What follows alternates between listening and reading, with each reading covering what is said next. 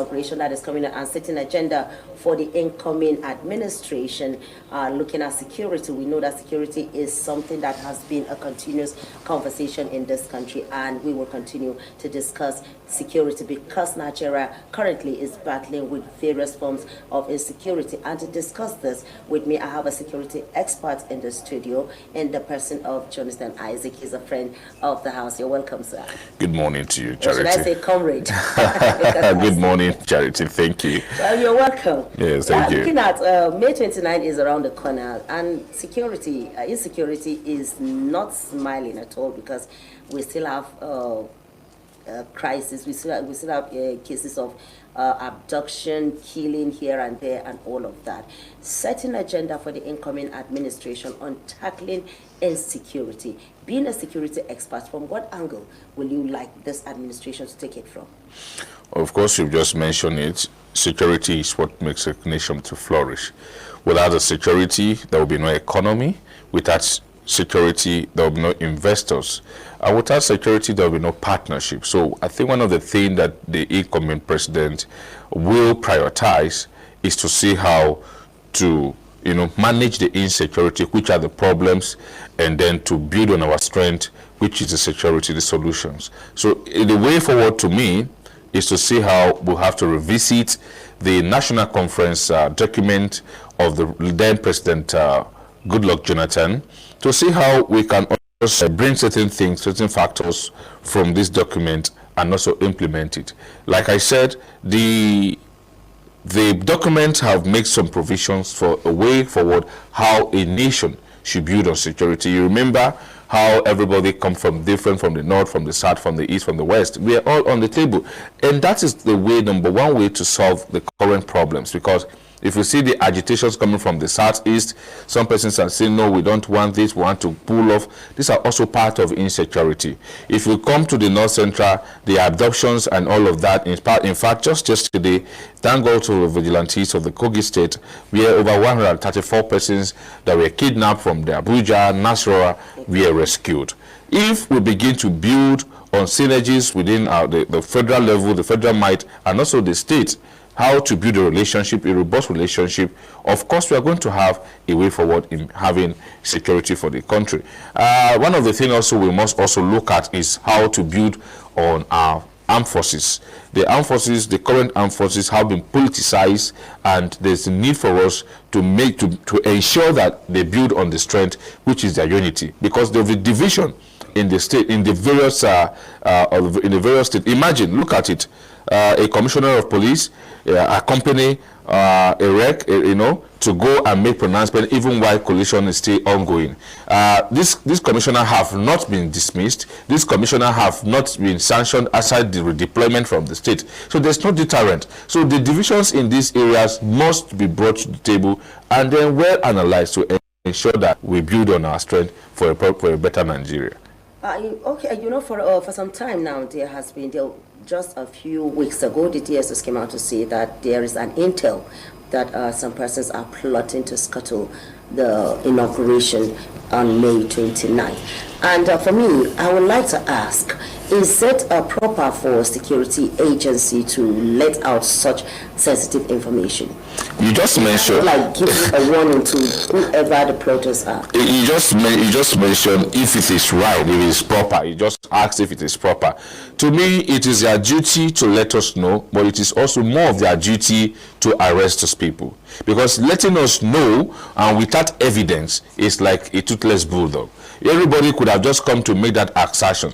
Once intelligence, for instance, like I analyzed the other day, the intelligence of a woman selling granite around the street should be different from the intelligence of the young man managing a shop or managing a supermarket. Because by the time you go there to a shop, to the woman on the streets to buy granite, all she's after is that you buy and give me my money. And when you try to make a smart one, she may just begin to scream. But if you get to the shop where the man have a closed circuit television, he will allow you to make, form of the whole thing, you get the thing, and it's at the point of exit, he will tell you, young man, please come back, you are mistakenly taking something. You see that intelligence varies. So I've always been advising that our intelligence agency should not, ridicule the agency. Because at the time you have bring it to a roadside intelligence intelligence form, then everybody will commonize it. Everybody could just say anything. If it is you and I that have come to make such actions, they would have told you that, can you point to those people that you said they are plotting against the country? So they are up to now, they have not been able to arrest or to bring. You have people that said, you said before they will come to a conclusion of sabotaging the May 29th inauguration, there must be a meeting. There must be a meeting point. There must be cause. You have not been able to, put to an end when they were making these meetings. You have not been able to prove to Nigerians where they had these meetings, those personalities that were involved. Nobody was arrested, and then you just came up and mixed, certain, information that, certain assertion that people should just, those that are planning this, you are aware of them. It is not in your duty to tell that they are aware of them. Rather, it's in your duty to arrest them. But they have not been able to arrest them. Action than words. There's no action to back their statement up. So we feel that it is just a wishy-washy. All they are saying does not hold water. You have not made any statement firm enough to say that it's not. This statement is not different from the statement then when the UN embassy came and said, look, there are threats in Abuja, and you see that you are aware, but you don't want to tell Nigerians. What may now make you to come and say this? You are aware, you don't want to create panic. Why are you not coming to create panic at this point? So you see, when people are not straight or are not true to their words, or intelligence is lacking, then you come to realize that we have lost the sense of what we call intelligence gathering. They have no job doing anymore. They don't do the needful. Now that is why people can come to the federal capital territory, come here, free people from the various cells, and at the same time even have the time to have prayer sessions and go unintercepted. This is why, that's because we have lost what in sense of intelligence. So I don't see intelligence in the real current DSS statement that is working for the Nigerians. No. You cannot just say that, because the DSS is a serious intelligence agency. Well, where were they? Where were they when the people came to the Kuje prison and attacked and released people? Where were they? Less than 35 kilometers to the presidential villa. We see the DSS, the Kuje prison is there. The DSS could not stop them. Less than 35 kilometers, we have the Almighty War College. The DSS could not stop them. Less than 35 kilometers to the Almighty Force Headquarters. They could not stop, even the National Intelligence Agency, NIA, could not have stopped, couldn't stop the attack on Kuje. Now, let's look at it this way. Let's look at it this way. Analyze, assess the strength of our security agencies vis-a-vis other developed countries. I am talking about tools to work with, equipment in terms of intelligence gathering and all of that. Assess it. Do we have enough? Well, let me tell you something. Are we well equipped? The best in the world, when it comes to intelligence, is intelligence of the natives. Okay. Intelligence gathering have nothing to do with equipment yet. Intelligence gathering have to do with the human resources in this instance. And for you to get the best of intelligence, it is when you get to the natives. The best intelligence reside with you talked about if we have the wherewithal, we have the equipment to do this. Exactly. And I am telling you that it is not about the equipment, it is by the human aspect. Okay. If you want to get intelligence, for instance, I go to Kaduna today. If I want to get the best of intelligence, it's not to go and plot closed circuit televisions. It's for me to get close to the natives and then see how to align myself with them. But that will take time. It takes time. And it does not work on every situation. And that is the best intelligence in the world. Exactly. That is the best intelligence. You and I know that it does not work on every situation. You know why we are not getting the intelligence? It's not on every situation. It would have worked better for us. The reason why we are not getting intelligence is because of the distrust between the Nigerian people and the security service. Until we get that trust, because that deficit of trust is huge, that Nigerians are no longer believing whether this intelligence they are giving them is actually working for them or against them. Okay. This is the reason why we're not getting the intelligence as it's supposed to be. When you want to get the best of intelligence, go to where the natives are concentrated. Let me tell you something.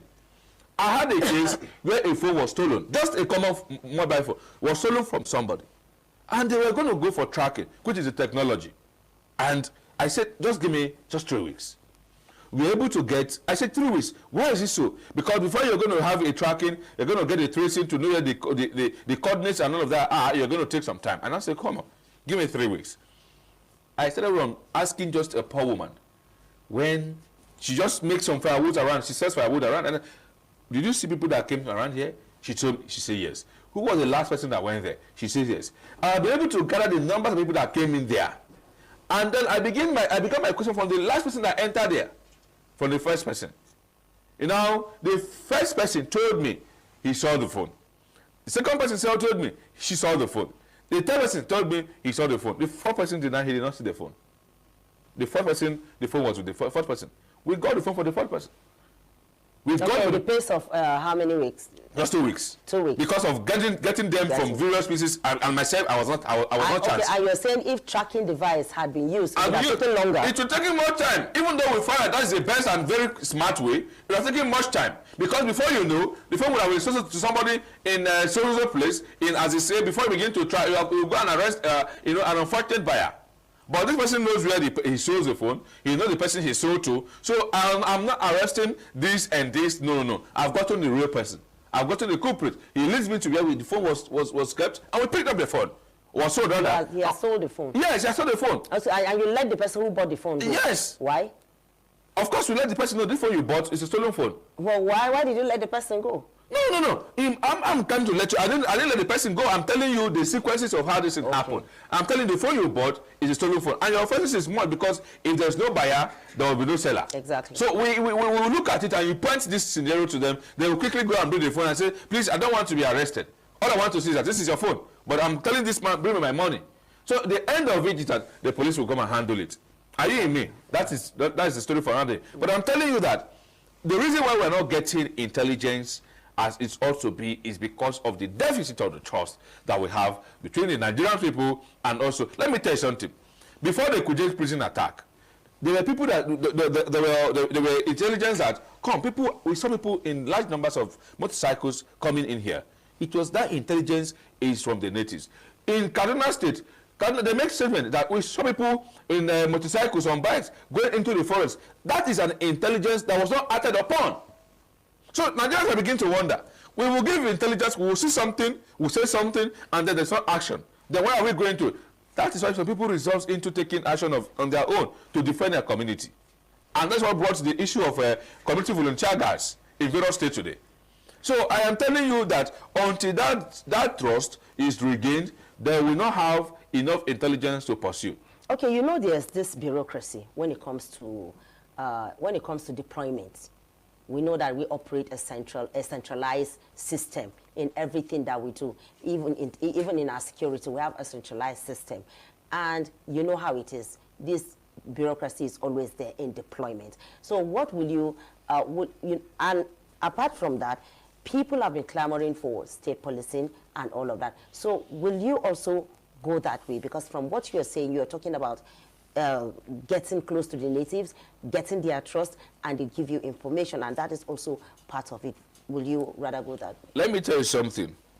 Our over-centralized security architecture is one problem that is also breeding insecurity in this country.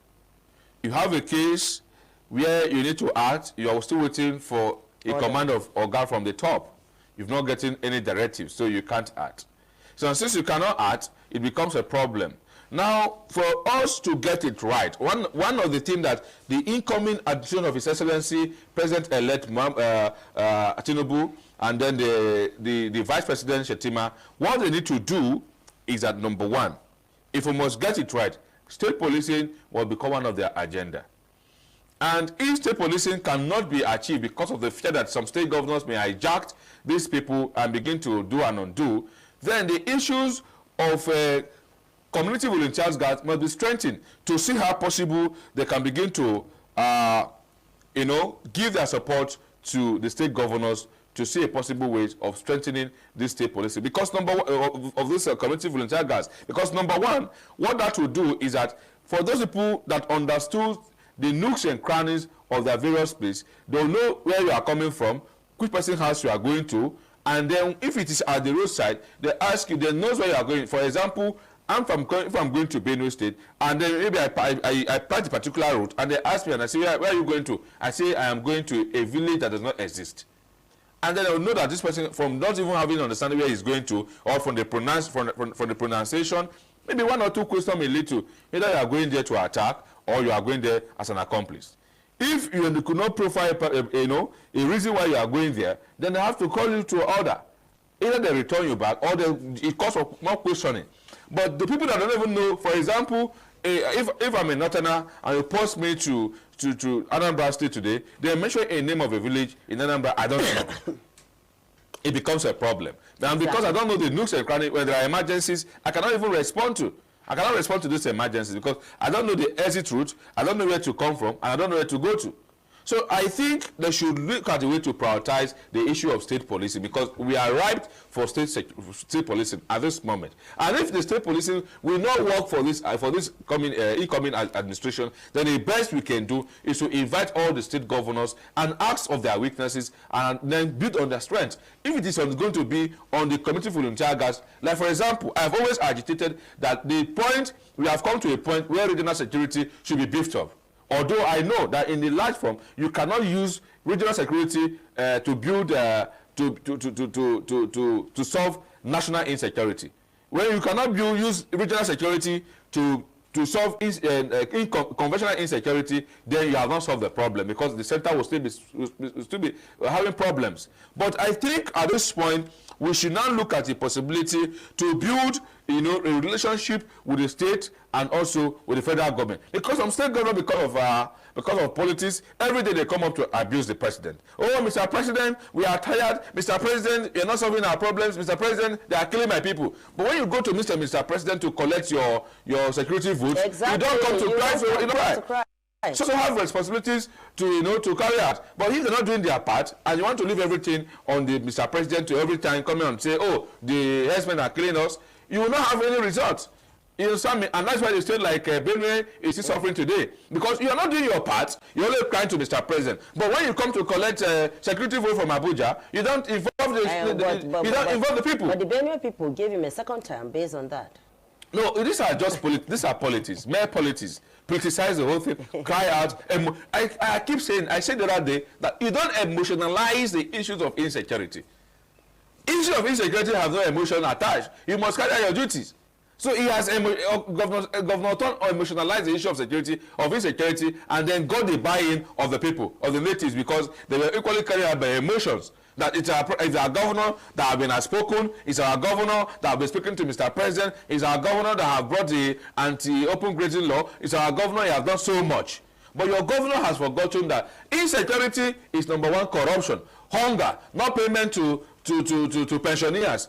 And people are dying in the state. There's no investors because you cannot solve your problems. Then you now say, oh, it is the president. So I think from the local government to the state level and also to the federal level, they have different, these things have sequences. And all of them must be up and doing. If you're not doing your part, let me tell you something. For this studio to come, people that are involved with the lightning has to be there. People that are in charge of your ICT has to be there. Those in the studio, they must be there. So if one person is not there doing his job, the studio is not set.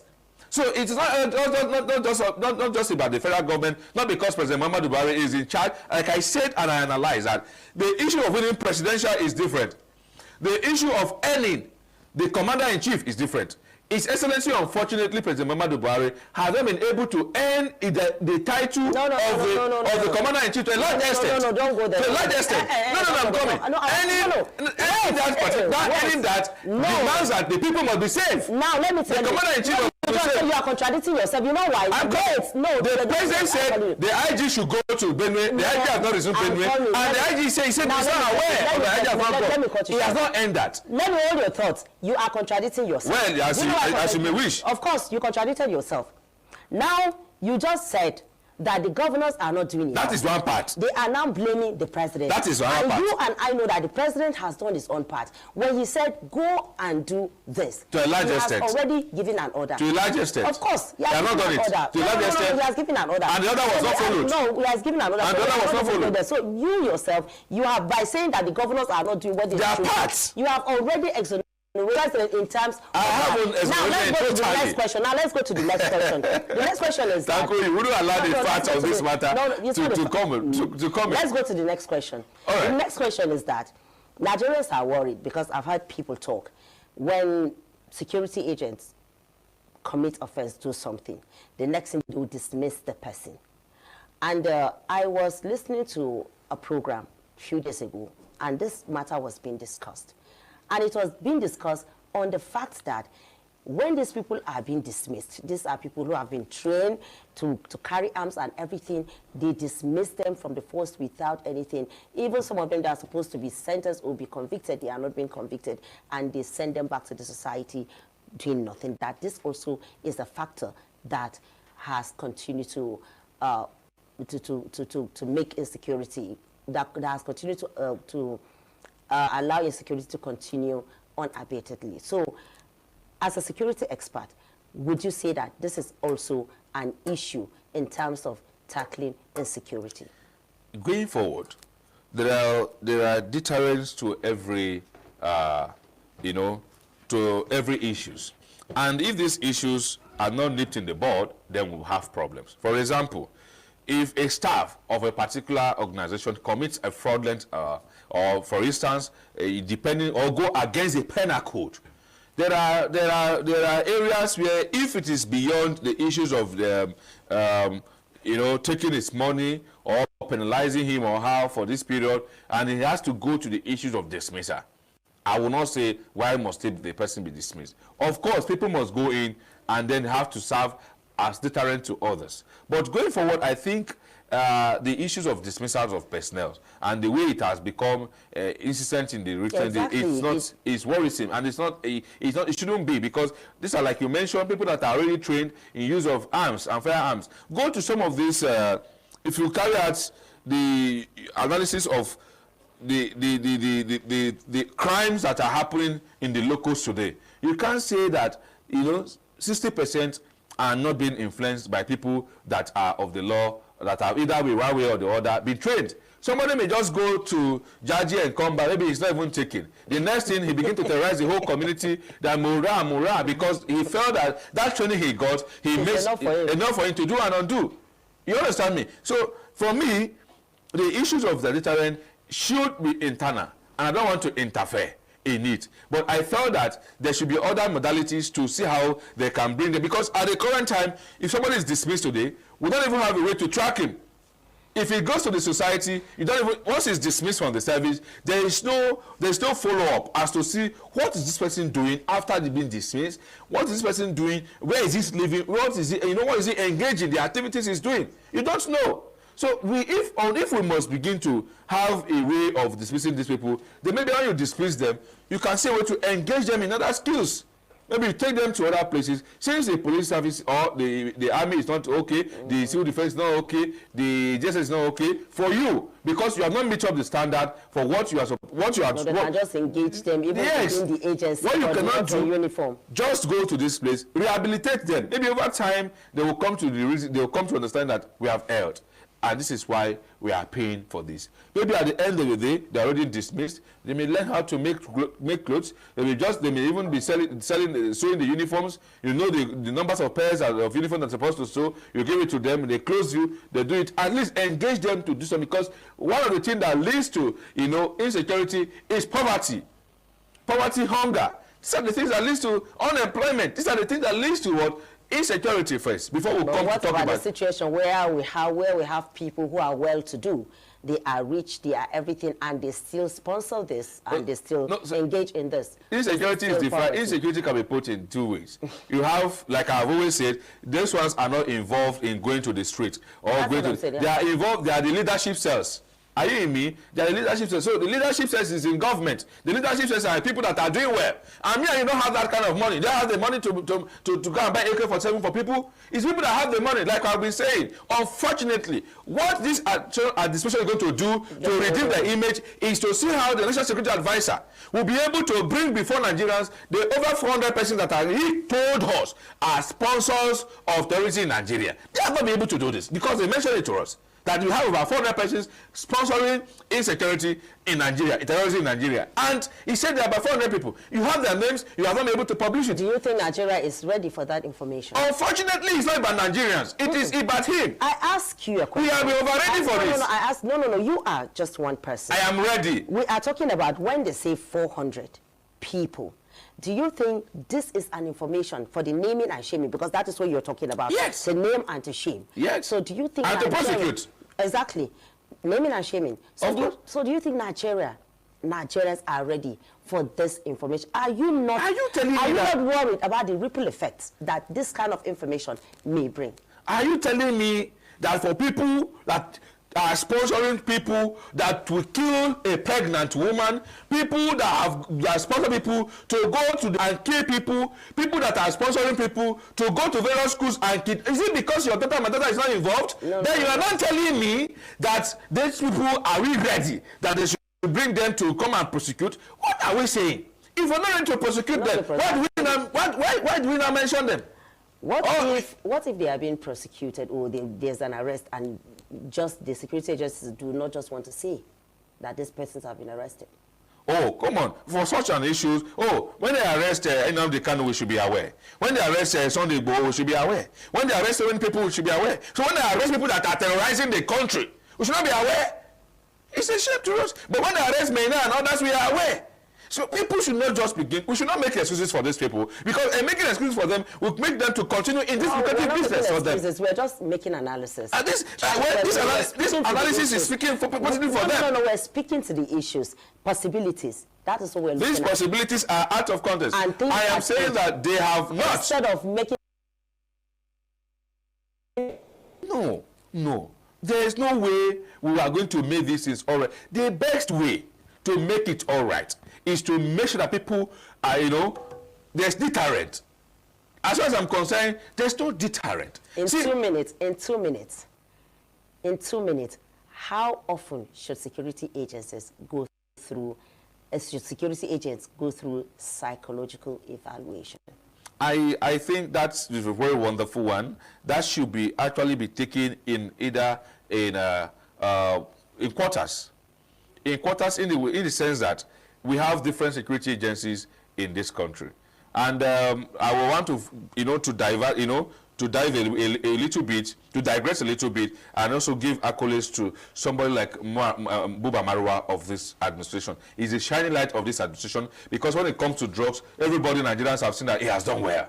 Now, I am not here to praise him, but if we have people, if our security agencies or security operatives personnel begin to undergo this text of drugs text, whether you taking drugs, because some of the actions they take, like they sack them, some of the actions they begin to take begin to make Nigerians to wonder, is it that they are taking something different from what we are not understanding? So I think this should be carried out periodically, like maybe every 6 months.